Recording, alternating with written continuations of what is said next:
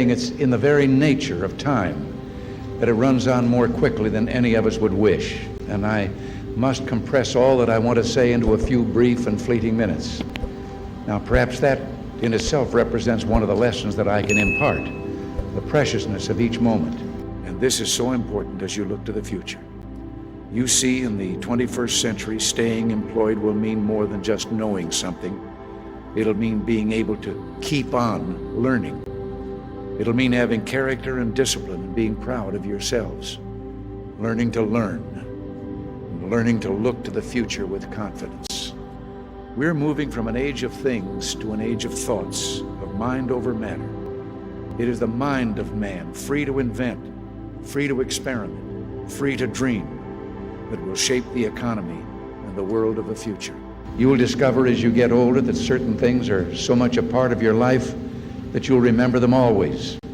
You'll remember how you felt about things, about successes, and yes, disappointments. You know, every generation is critical of the generation that preceded it. Our generation felt that way, and so will yours. But in casting aside the old, don't throw out those values that have been tested by time just because they're old. We want to tell you all that we have learned. We want to paint for you our own experience so vividly that you'll be able to avoid our heartaches while you double and redouble your joys. And then we find we have nothing at our disposal but words, weak and feeble instruments. Still, we must try. Every modicum of knowledge that can be truly and rightly transmitted from one generation to the next can prove invaluable. Don't be concerned because you haven't made up your mind. I graduated from college with a degree in economics and sociology, and still had not been able to pin down exactly what I wanted to do. The demand was just maybe to get a job of any kind because I graduated at the very depth of the Great Depression, 1932. It wasn't until I went back to my summer job to get a little money to go job hunting. After I'd graduated, my summer job was lifeguarding at a river beach in my hometown.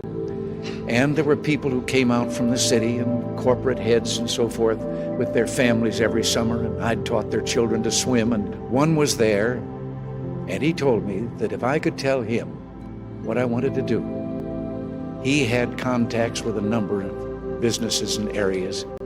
He would do what he could to get me a job. And I went home and I thought, and I finally realized that in spite of my degree in economics and sociology, I didn't have the nerve to say I wanted to be an actor. But radio was pretty new, and I said I wanted to be a sports announcer. He said, well, I don't have any contacts. There's nothing I can do to help you there. But he said, maybe that's better. Let me give you some advice. He gave me the best advice I've ever had. He said, you start out knocking on doors, telling people, them at those doors, what you want to do, businesses.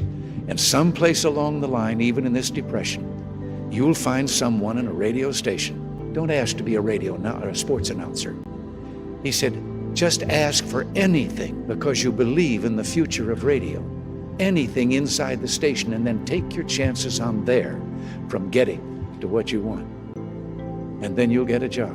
And he says, don't get discouraged if you go to a lot and knock on a lot of doors. Remember, a salesman sometimes has to make 250 calls before he makes a sale. It turned out to be the greatest advice I was ever given. You already have a voice. Make it heard.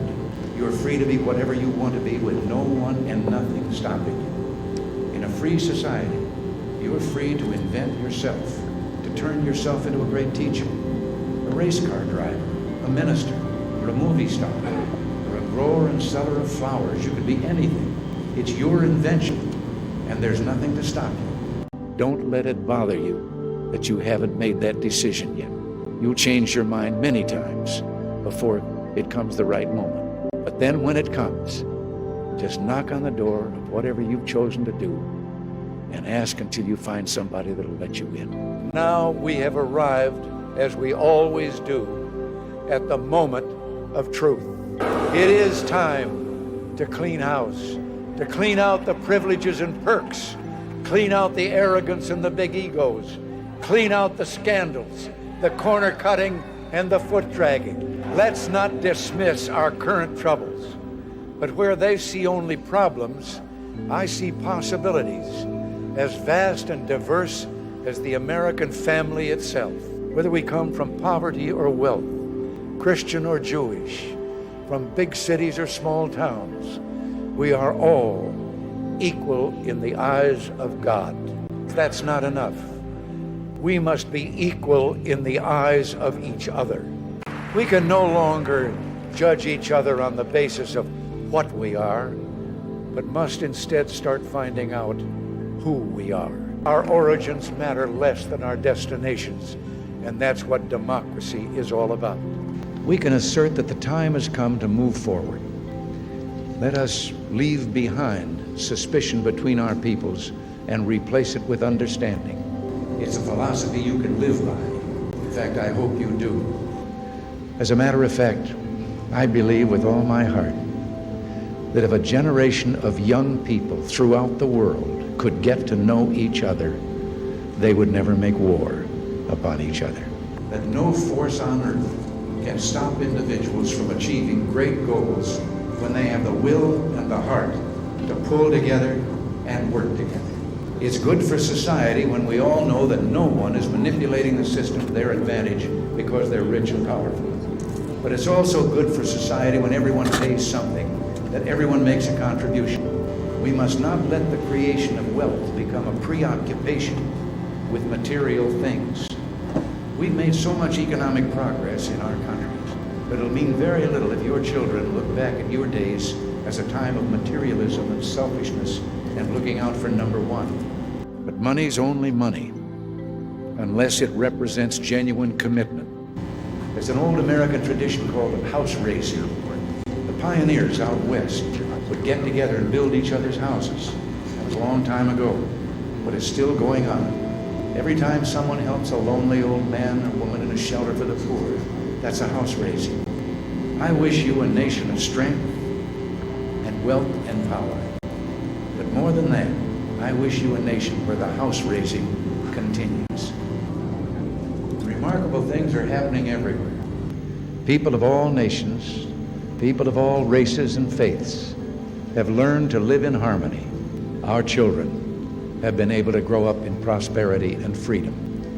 It falls to us now, as it soon shall fall to you, to preserve and strengthen the peace. Surely no man can have a greater goal than that of protecting the next generation against the destruction and pain of warfare. But what's really important is what inspired us to do these things. What's really important is the philosophy that guided us. The whole thing can be boiled down to a few words: freedom, freedom, and more freedom. But whatever you do with it, you will be the one who's doing the doing. You'll make the decisions. You'll have the autonomy. I know a fellow who once bought into a little hamburger stand out west. He was just a regular guy, but he worked hard, advertised, and the little stand prospered. You may have heard of it. It's called McDonald's. Hope finds its expression in hard work. Our proudest moments are yet to be. Our most glorious achievements are just ahead. And no matter how full our own lives have been, we say with Thomas Jefferson, I like the dreams of the future better than the history of the past. Let us all renew our commitment, renew our pledge to day by day, person by person, make our country and the world a better place to live. May every dawn be a great new beginning. We are beginning still. Every day brings fresh challenges and opportunities to match. Go for it. Reach those heights. Excel. Keep it up. Keep on saying yes to life. Never forget your heroic origins. Never fail to seek divine guidance. And never lose your natural, God-given optimism. Enjoy your freedom. Breathe it in. Use it to create the most important and moving thing a man or woman can create, a decent and meaningful life. May each of you have the heart to conceive the understanding to direct, and the hand to execute works that will make the world a little better for your having been here. I want you to know that I have always had the highest respect for you, for your common sense and intelligence, and for your decency.